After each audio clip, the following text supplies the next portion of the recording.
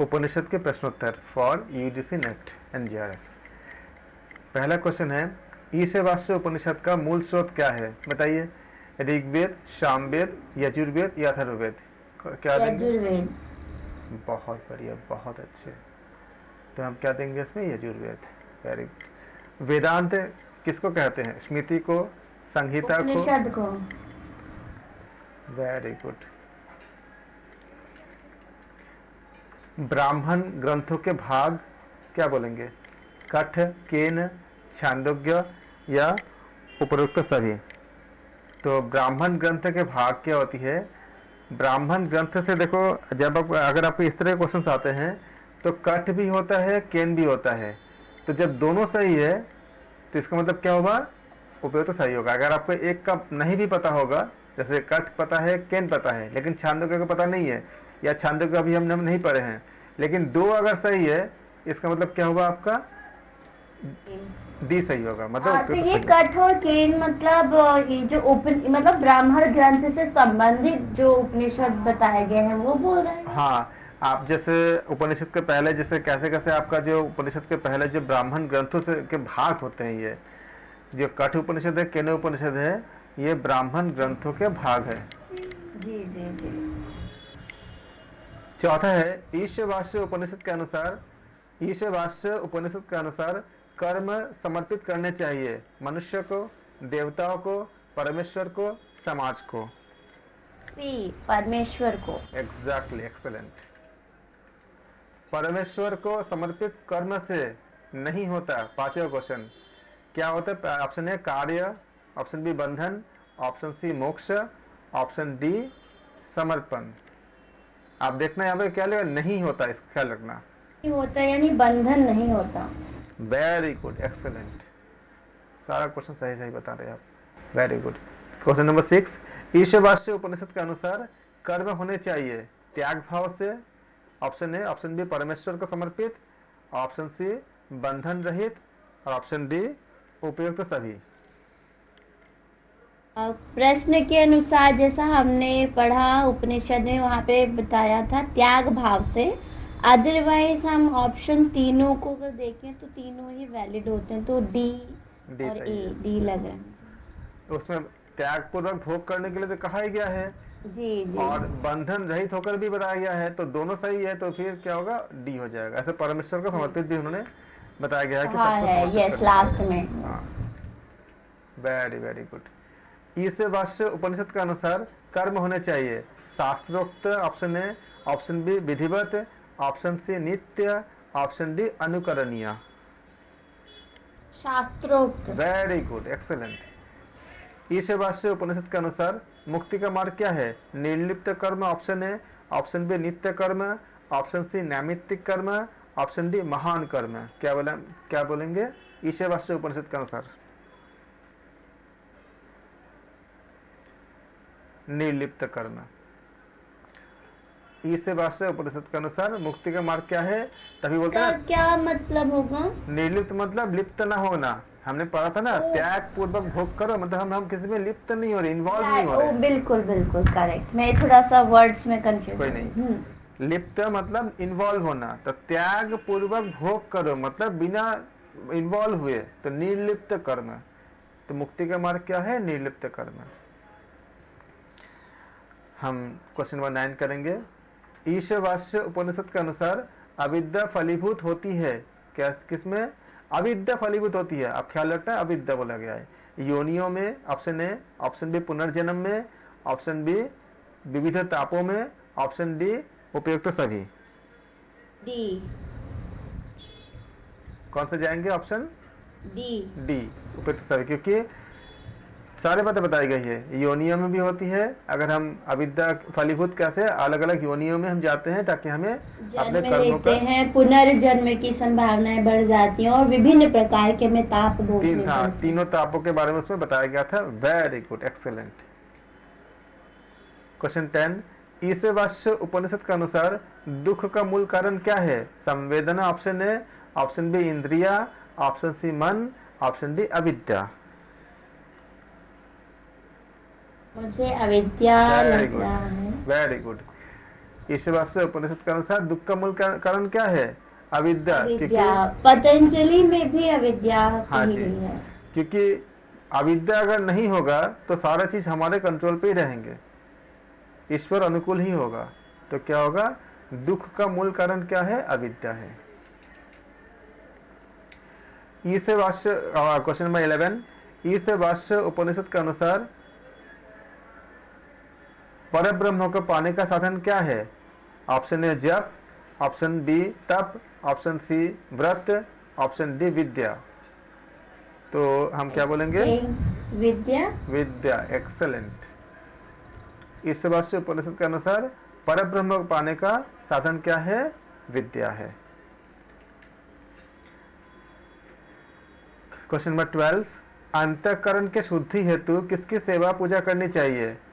Option A देव की, option B पितर की, ऑप्शन सी माता पिता की, ऑप्शन डी उपयुक्त सभी। तो अंतःकरण के उपयुक्त सभी। वेरी वेरी गुड, बहुत अच्छा। जियारत तो पक्का हो गया। अगर सारा कुछ करते जाओगे तो आपको मतलब बस यहीं पर आता, आगे का पता नहीं। कोई नहीं, बहुत अच्छा होगा। हम एक एक करके हर उपनिषद को ऐसे करेंगे, हर पार्ट को करेंगे। कितने अच्छे आंसर दे रही है, very very good. Ishavasya Upanishad के अनुसार परब्रह्म क्या है? ऑप्शन ए सर्वज्ञ, ऑप्शन बी सर्वाधार, ऑप्शन सी सर्वशक्तिमान, ऑप्शन डी उपयुक्त सभी। D, very good. सर्वज्ञ भी है परमात्मा, सर्वाधार भी है, सर्वशक्तिमान भी है, तो हम डी बोलेंगे। क्वेश्चन 14, ईशावास्य उपनिषद के अनुसार परमेश्वर क्या है? ऑप्शन ए नित्य सगुण, ऑप्शन बी नित्य निर्गुण, ऑप्शन सी उपयुक्त दोनों, ऑप्शन डी इनमें से कोई नहीं। ईशावास्य उपनिषद में दोनों ही बात बताई गई है, सगुण भी और निर्गुण भी। तो क्या होगा? उपयुक्त दोनों हो जाएगा। केनो उपनिषद का कोई डाउट है इसमें? क्लियर है? क्वेश्चन 14, ठीक है। केनो उपनिषद का उद्गम क्या है? Rigveda, Yajurveda, Samaveda, Atharvaveda. Option A B C D बताएं कौन से होंगे? केनो उपनिषद डिस्कनेक्ट हो गई थी, कोई नहीं। लास्ट का जो था वो सी था। ईशावास्य उपनिषद के अनुसार परमेश्वर सी। नेक्स्ट केनो उपनिषद का उद्गम कौन से वेद है? ऋग्वेद, यजुर्वेद, सामवेद, अथर्ववेद। कौन से बोलेंगे ऑप्शन में? 15 ऋग्वेद नहीं, केनो उपनिषद में गायन का बात थी ना। गायन किस में आता है? सामवेद में आता है ना। सॉरी वहाँ पे गायन के बारे में बताया गया था ना। तो केनो उपनिषद किसके ना? सामवेद में था। ऑप्शन सी है। केनो उपनिषद में सर्वप्रथम शब्द कौन सी है? ऑप्शन ए अथ, option B Kena, option C उप, ऑप्शन डी यह। कौन से बताएंगे? B Kena. Very good. Kenopanishad के अनुसार क्वेश्चन 17, केनोपनिषद के अनुसार परमात्मा प्रवृत्त करता है। ऑप्शन ए मन को, ऑप्शन बी प्राण को, ऑप्शन सी वाणी को, ऑप्शन डी उपयुक्त सभी। ऑप्शन डी उपयुक्त सभी को। परमात्मा प्रवृत्ति, क्योंकि हमने देखा ना मन, प्राण और वाणी ये सारे जिस शक्ति से अपने कार्य करते हैं वो किसके शक्ति से? वो ब्रह्म के शक्ति। ब्रह्म के। तो परमात्मा प्रवृत्त करता है मन को भी, प्राण को भी, वाणी को भी, उपयुक्त सभी। आप देखो कब कर पा रहे, जब आप बहुत डिटेल में हम अध्ययन करते हैं। केन, क्वेश्चन 18, केन शब्द का अर्थ क्या है? किसका? ऑप्शन है, ऑप्शन बी किसके, ऑप्शन सी किसके द्वारा, ऑप्शन डी कौन। डी कौन नहीं, केन शब्द का कौन शब्द, केन शब्द का अर्थ होता है किसके द्वारा। Option C is correct. मैंने पढ़ा था तो मतलब ऐसे मैंने याद किया था। केनो उपनिषद केन से प्रारंभ होता है, तो कौन करता है या किसके द्वारा, इसमें मेरे को संशय। कोई नहीं, आप इसके याद रखना कि क्लियर हो गया किसके द्वारा। किसके द्वारा, ये क्वेश्चन पूछा गया था, आया हुआ क्वेश्चन है, मुझे याद है, मैंने पेपर्स कराया था, ये आया था क्वेश्चन। क्वेश्चन 19, परमात्मा है। ऑप्शन है सर्वशक्तिमान, ऑप्शन बी चेतना, ऑप्शन सी प्रवर्तक, ऑप्शन डी ये सारे। ऑप्शन डी वेरी उपयुक्त गुड, सभी। Very good. सर्वशक्तिमान भी है, चेतना भी है, प्रवर्तक भी है, ये सारे हैं। परमात्मा को जानकर मानव को प्राप्त अवस्था है, क्वेश्चन नंबर 20 के लिए, शांत ऑप्शन ए, ऑप्शन बी सुखी, ऑप्शन सी जीवन मुक्त, ऑप्शन डी चेतन। क्या होगा इसमें? सी। वेरी गुड, जीवन मुक्त हमने पढ़ा था ना। मानव को प्राप्त अवस्था क्या होती है? जीवन मुक्त। कल भी हम बात कर रहे थे ना, जब से उपनिषद हम की पढ़ाई कर रहे थे, हम अध्ययन जब कर रहे थे, वहाँ पे ये भी कहा गया है कि ये एकमात्र मनुष्य योनि है जिसमें हमें भटकना नहीं चाहिए। बिल्कुल अपने लक्ष्य को इसी में ही प्राप्त कर लेना चाहिए। अगर नहीं करते हम तो फिर हम जन्म बंधन के उसमें बंध जाएंगे और फिर इतनी प्रकार की योनियों में हम फंसे रहेंगे। एग्जैक्टली, यस, वेरी गुड, पूरा याद है आपको, वेरी वेरी गुड। क्वेश्चन 21, जीवित रहते हुए निर्द्वंद हो जाना क्या बोलते हैं इसको? ऑप्शन ए विदेह मुक्ति, ऑप्शन बी जीवन मुक्ति, ऑप्शन सी परम चैतन्य, ऑप्शन डी लय। ऑप्शन ए विदेह मुक्त हो जाना। नहीं, जीवित रहते हुए निर्द्वंद हो जाना, जीवन मुक्ति। Okay okay. जीवित रहते हुए निर्द्वंद हो जाना क्या होती है? जीवन मुक्ति। अच्छा हाँ, विदेह मुक्ति यानी देह के साथ मुक्ति। हाँ हाँ, समझ में आ गया। क्वेश्चन 22, जन्म मृत्यु से सदा के लिए छूट जाना क्या कहलाता है? विदेह मुक्ति, ऑप्शन ए, ऑप्शन बी जीवन मुक्ति, ऑप्शन सी परम चैतन्य, ऑप्शन डी निरापद। ऑप्शन ए विदेह मुक्ति करेक्ट आंसर है। केनो, इसको आप लोग इसको नोट कर लेना कॉपी में और इसको लिख लेना, ताकि इसको आप नोट्स में लिख करके इसको लर्न कर। प्रीवियस वाला प्रश्न फिर से दिखाएंगे प्लीज। 21 वाला जी ओके। जीवित रहते हुए निर्द्वंद हो जाना, निर्द्वंद, द्वंद्व से रहित हो जाना क्या कहते हैं? जीवन मुक्ति। जो आपके लिए मृत्यु से सदा के लिए छूट जाना विदेह मुक्ति। जो आपके लिए ऐसा नया नया आता है ना आप लोगों के लिए, उन लोगों को उन सब चीजों को, उन सब क्वेश्चंस को या टर्म्स को आप कॉपी में लिख लें, बाद में इसको याद कर लेंगे तो पूरा बन जाएगा। 23 क्वेश्चन नंबर, केनोपनिषद के अनुसार ब्रह्म है क्या है? ऑप्शन ए ज्ञाता, ऑप्शन बी प्रेरक। ब्रह्म क्या है केनोपनिषद के अनुसार? ऑप्शन ए ज्ञाता, ऑप्शन बी प्रेरक, ऑप्शन सी प्रवर्तक, ऑप्शन डी ये सारे। क्या बोलेंगे हम? Option D. Very good. Kenopanishad के अनुसार ब्रह्म ज्ञाता भी है, प्रेरक भी है, प्रवर्तक भी है, इसलिए सारे हो जाएंगे। 24 क्वेश्चन नंबर, केनोपनिषद के अनुसार ब्रह्म क्या है? ऑप्शन ए दर्शनीय, ऑप्शन बी श्रवणीय, ऑप्शन सी इंद्रियातीत, ऑप्शन डी वचनीय। किसके अनुसार? केनोपनिषद के अनुसार इंद्रियातीत। सी इंद्रियातीत। एग्जैक्टली, वेरी वेरी गुड, बहुत अच्छा। इन तीनों से ही उन्होंने बोला कि हम नहीं उनको जान सकते हैं। अगर जानना ही है तो वो इंद्रिय जिससे चलायमान है, जिस शक्ति से, उसी को हम परम ब्रह्म समझें। बिल्कुल। आप देखो क्वेश्चन के आंसर हम कब अच्छे से कर पाते हैं? जब हम पूरा उपनिषद को बहुत अच्छे से समझते हैं, पढ़ते हैं, मतलब डिटेल में जब पढ़ते हैं।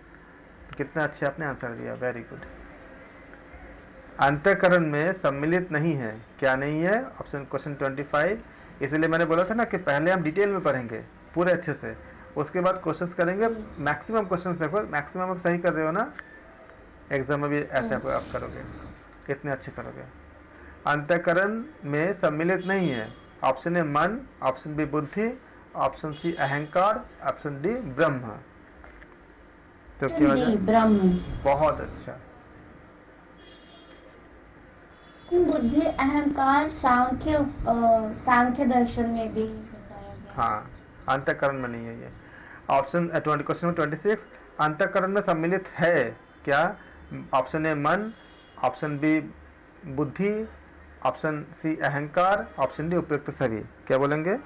डी उपयुक्त सभी। Very good. अब ये कितना मैच किया ना, 25 26। अगर आपको एक क्वेश्चन आ रहा है तो दूसरा भी आ जाएगा।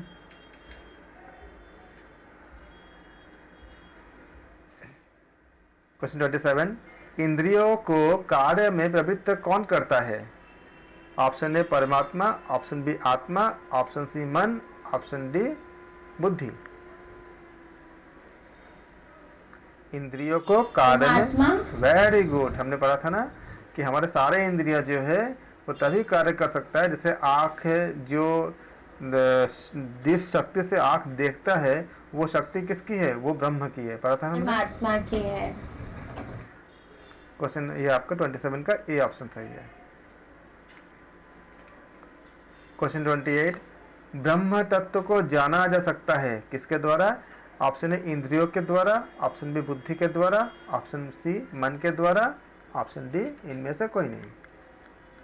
ऑप्शन डी उपयुक्त में से कोई नहीं। बिल्कुल, हमने पढ़ा था ना कि ब्रह्म तत्व को न तो हम अपने इंद्रियों से जान सकते हैं, न अपने मन से जान सकते हैं, और न बुद्धि के द्वारा जान सकते हैं। Option D is correct, very good. Question 29, Kenopanishad में उमा ने इंद्र को देवासुर संग्राम का क्या माना? देवासुर संग्राम का माना ऑप्शन ए निमित्त मात्र, ऑप्शन बी विजेता, ऑप्शन सी अग्रगण्य, ऑप्शन डी सेनापति। निमित्त मात्र। एग्जैक्टली, एग्जैक्टली, बहुत अच्छे। ब्रह्म विद्या स्थिर होती है, ब्रह्म विद्या क्वेश्चन 30 स्थिर होती है किसके द्वारा? पहला ऑप्शन है तप के द्वारा, सेकंड ऑप्शन बी है दम के द्वारा, ऑप्शन सी कर्म के द्वारा, और ऑप्शन डी है उपयुक्त सभी। ब्रह्म स्थिर होती है, उपयुक्त सभी, तप दम कर्म। Exactly, very good. क्वेश्चन 31, जात वेदा के नाम से प्रसिद्ध है कौन? ऑप्शन ए जल, option B Indra, option B Agni, option C Agni, option D Varun. जात वेदा हमने क्या पढ़ा था? अग्नि। वेरी गुड, बहुत अच्छा। जात वेदा मैंने कैसे याद किया है? वायु और जात वेदा, इसमें वह है तो इस वजह से। हाँ, वेरी गुड, ऐसे करते हैं, वैसे वायु। ओके, नहीं ऐसे नहीं, मैंने अपोजिट इसको याद किया था, अपोजिट। अच्छा ठीक कि है, इसमें वह है यानी वायु को हम इंडिकेट कर रहे हैं तो उसका अपोजिट लेके चलना है, अग्नि को, ठीक है। उल्टा। केनोपनिषद के वृत्तांत में यक्ष रूप में किसका प्रकटीकरण हुआ था? 32 क्वेश्चंस। पहला ऑप्शन भगवान, दूसरा option B Uma, option C Indra, option D Agni. Kenopanishad के वृत्तांत में यक्ष रूप में किसका? यक्ष कौन थे? हाँ, भगवान जी थे। मोस्ट अप्रोप्रिएट हम भगवान होंगे, ऐसे तो ब्रह्मा जी थे। यस, ब्रह्मा जी ब्रह्मा नहीं भगवान बेटा, थे। ब्रह्मा और ब्रह्म दोनों अलग अलग है, बताया था ना। ओह सॉरी ब्रह्मा, ब्रह्मा नहीं, लेकिन यहाँ पे मोस्ट अप्रोप्रिएट आंसर देंगे तो भगवान आ जाएगा, लेकिन ब्रह्मा है। क्वेश्चन 33, केनोपनिषद में यक्ष वृत्तांत से क्या त्यागने की शिक्षा मिलती है? ऑप्शन ए कर्ता भाव, ऑप्शन बी अभिमान, ऑप्शन सी गर्व, ऑप्शन डी ये सारे। डी। वेरी गुड, बहुत अच्छा। यम क्वेश्चन 34, यम तथा नचिकेता संवाद है किसमें? ऑप्शन ए कठोपनिषद में, ऑप्शन बी केनोपनिषद में, ऑप्शन सी ऐतरेय उपनिषद में, और ऑप्शन डी छांदोग्य उपनिषद में। किसमें बोलेंगे? ए कठोपनिषद। वेरी गुड, हमने कठोपनिषद में पढ़ा था ना बहुत डिटेल में। Very very good. 35 question number, Kathopanishad के अनुसार शिष्यों एवं पुत्रों की कितनी श्रेणियां होती है? Option A 2, option B 3, option C 4, option D 5। इसमें श्योरिटी नहीं है। सी 3। ओके, 3 ठीक है। कठोपनिषद के अनुसार शिष्यों एवं पुत्रों की कितनी श्रेणियां होती है? बताया गया था उसमें एक जगह पे, आप जब अध्ययन किए थे, कि 3 श्रेणियां होती है। जी। 36 कठोपनिषद में शरीर को क्या कहा गया है? ऑप्शन ए रथ, ऑप्शन बी जीव, ऑप्शन सी आत्मा, ऑप्शन डी सारथी।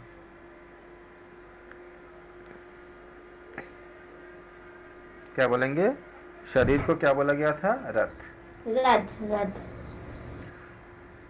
क्वेश्चन 37, कठोपनिषद में आत्मा को कहा गया है? ऑप्शन ए रथ, ऑप्शन बी सारथी, ऑप्शन सी जीव, ऑप्शन डी स्थूल। तो कठोपनिषद में सारथी। आत्मा को क्या बोला गया था? सारथी बोला गया था। Very good. सारथी।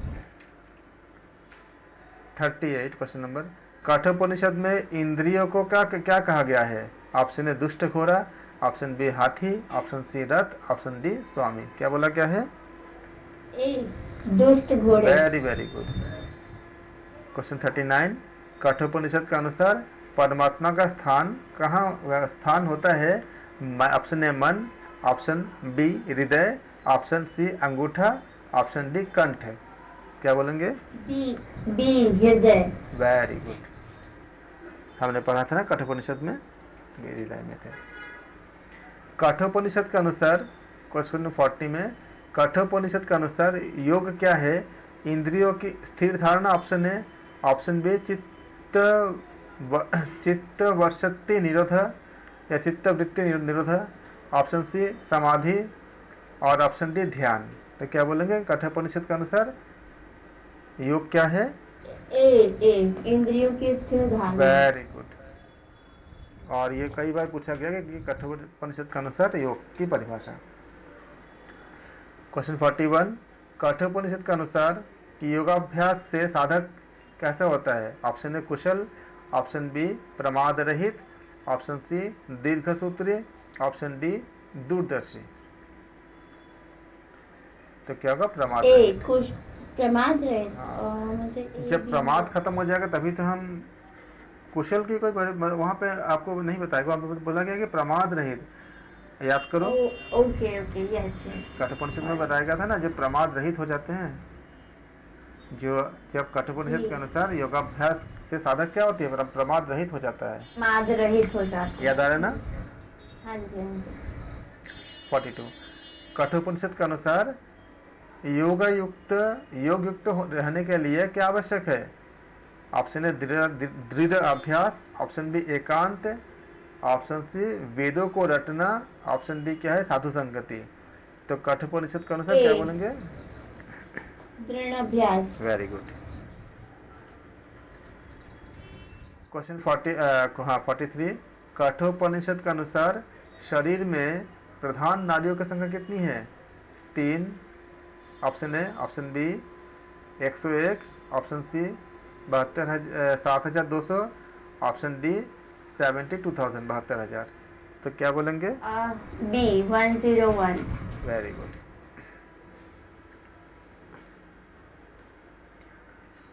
कठोपनिषद के अनुसार यहाँ पर प्रीवियस क्वेश्चन में प्रधान नाड़ी की बात कही है, तो सुषुम्ना को हम नहीं बोलेंगे। यहाँ पे ऑप्शन नहीं है ना, अगर सुषुम्ना होता तो मोस्ट अप्रोप्रिएट ऑप्शन देनी है ना।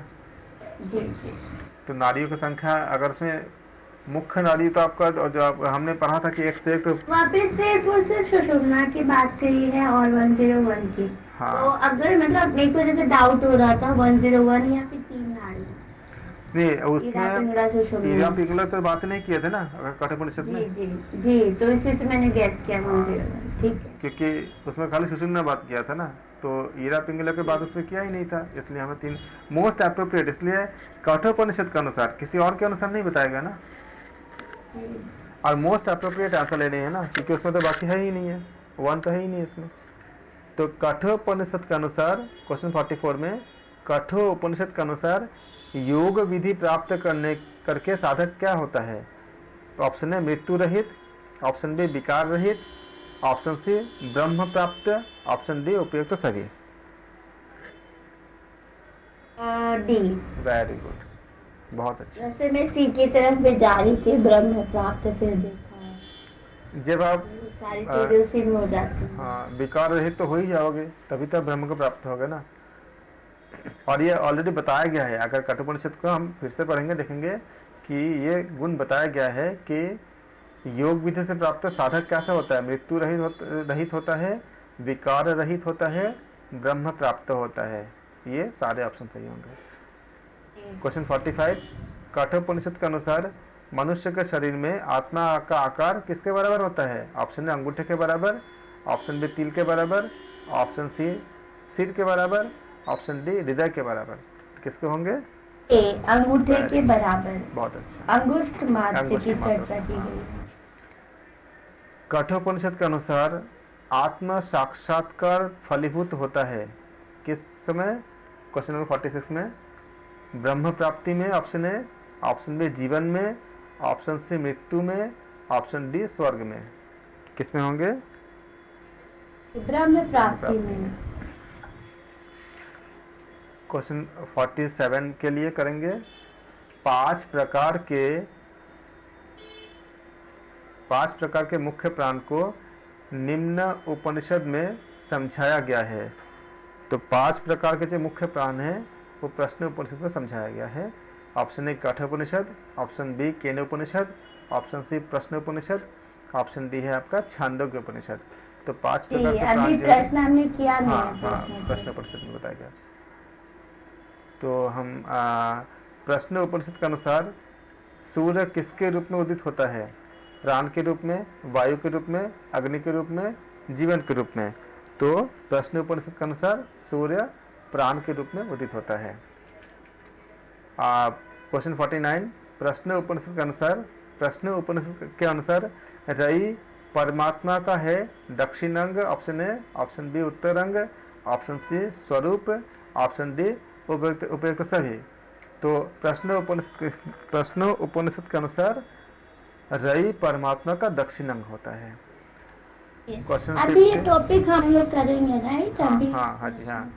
करना है। जगत के प्राणों का केंद्र है क्वेश्चन 50। जगत के प्राणों का केंद्र है वायु, अग्नि, सूर्य। ऑप्शन ए वायु, ऑप्शन बी अग्नि, ऑप्शन सी सूर्य, ऑप्शन डी जल। तो ऑप्शन सी इज करेक्ट 50 के लिए क्वेश्चन नंबर। जगत के प्राणों का केंद्र क्या है? हमारा इसमें नहीं, अब ना प्रश्न उपनिषद शुरू हो गया है। हाँ, तो जगत के प्राणों का केंद्र क्या होते हैं? सूर्य होते हैं, क्योंकि सूर्य से ही सारा चीजें उत्पत्ति होती है। सारी चीजें चल रही हैं। यहाँ तक हमारे वीडियो फर्स्ट इस प्रश्नोत्तर वीडियो का, उपनिषद के प्रश्नोत्तर वीडियो का पार्ट 1 हम समाप्त करते हैं।